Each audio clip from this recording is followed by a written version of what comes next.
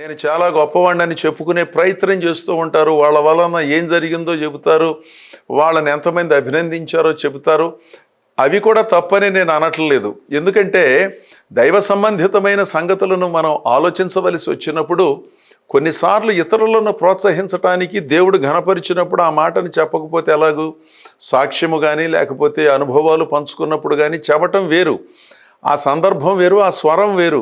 కాకపోతే కొంతమంది తమ గురించి తాము చెప్పుకునే ధోరణి చూస్తే చాలా ఆశ్చర్యంగా ఉంటుంది. అది నిజంగా వారి జీవితంలో జరిగినప్పటికీ వారు చెప్పే ధోరణి కొంత పరిశీలించవలసిన అంశమని నా భావన.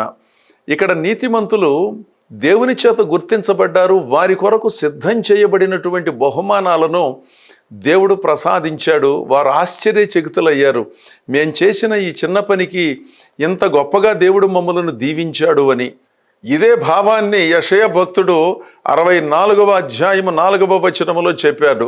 తన కొరకు కనిపెట్టువాని విషయమై నీవు తప్ప కార్యములు చేసేవాళ్ళు ఎవరున్నారు? అసలు నీలాంటి దేవుడు ఎక్కడున్నాడు? నీలాంటి గొప్ప దేవుడు ఉన్నాడనే సంగతే చాలామందికి తెలియలేదు. ఎందుకు తెలియలేదు అంటే వారు తెలుసుకోవాలనే ఆలోచనలో లేనందున వారు తెలుసుకోలేకపోయారు. అయినా వారి కొరకు కార్యమును సఫలం చేసే దేవుడవని కొంతమంది తెలుసుకున్నారు అని చెప్పాడు. దేవుని ప్రజలారా, మీ కార్యములను సఫలం చేసి దేవుడు తన సన్నిధిలో గొప్పగా నడిపించడానికి సిద్ధంగా ఉన్నాడు. ఇప్పటికే మిమ్మలను ఆ దీవెనలతో నడిపిస్తున్నాడు. చక్కగా భక్తి చేయండి, మీరు చేయగలిగిన మేలు చేయండి, మీరు వెళ్ళే సంఘానికి నమ్మకంగా వెళ్ళండి. చేసే ప్రార్థన ఏదో భక్తి కాస్త పద్ధతిగా విలువైనటువంటి భావనతో జరిగించండి.